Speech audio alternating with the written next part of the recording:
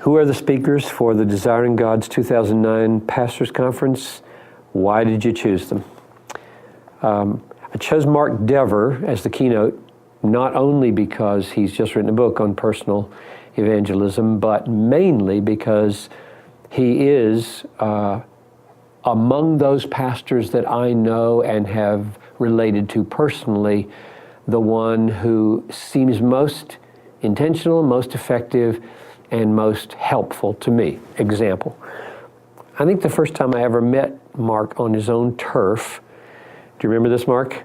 You took me up on the roof of your church and you pointed there and there and there and there and identified the people in the apartment buildings or the condos around his church and where they were spiritually on their pilgrimage to Christ. There's so-and-so editor talking to her, and there's so-and-so who works for so-and-so downtown, and I had him out to lunch last week, and there's so-and-so. And I just stood there thinking, that's beautiful.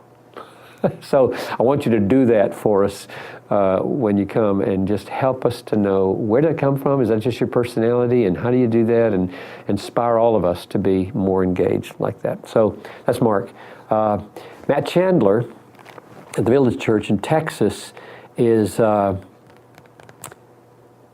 in a church that's growing wildly with people who claim to be Christians. And he doesn't think they are. And so he's trying to get them lost so he can get them saved. And the reason I say that is because I heard a message in which he said that. And so I thought, okay, that needs to be said.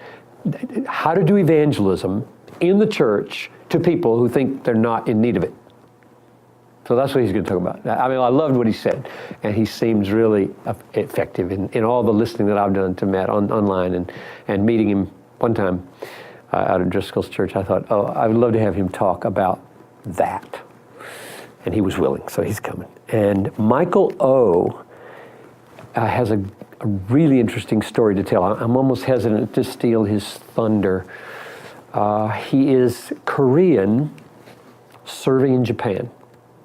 That says something huge, because maybe he'll tell the story, I think, of the conflict, profound, deep hostilities in a previous generation that existed. And as part of his reconciliation calling in missions, he decided to plant a seminary in Japan as a Korean. And so that's what he has done. And I've followed the existence of the seminary for a while. I've never met Michael in person, but I've listened to him several times online and just followed the ministry and then listened to him. And I said, I want that cross-cultural missionary perspective, and I want that reconciliation perspective, and I want that evangelistic perspective, and I want that theological education perspective. That would just look like a really exciting combination to me to see what he might do. And I frankly just was inspired and benefited by listening to him preach. And so that's the team, and I'll do Whitfield.